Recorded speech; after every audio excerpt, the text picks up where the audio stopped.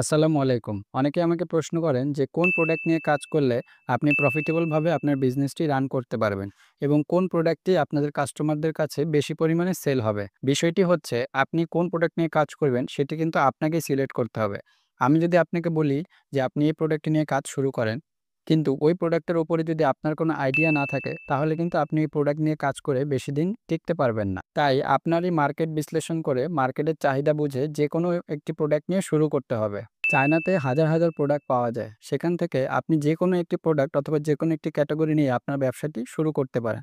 অনেক trendy gadget, bag, জুতা, cosmetics, jewellery, ঘড়ি, চশমা এবং যারা মেশিনারিজ নিয়ে কাজ করেন এবং আরও নানান ধরনের ডিভাইস, গ্যাজেট সহ আরও অনেক ধরনের ক্যাটেগরি এবং পণ্য চায়নাতে পাওয়া যায়। তাই আপনাদের উচিত একটু অনলাইনে অথবা আশেপাশে মার্কেটে গিয়ে খোঁজ নিয়ে বিশ্লেষণ করে নেওয়া যে কোন প্রোডাক্টটি নিয়ে আমি কাজ করতে ইচ্ছুক, কোন প্রোডাক্টটি নিয়ে আমার আইডিয়া আছে এবং কোন প্রোডাক্টটি নিয়ে কাজ করলে আমি অনেকদিন কাজ করতে পারবো।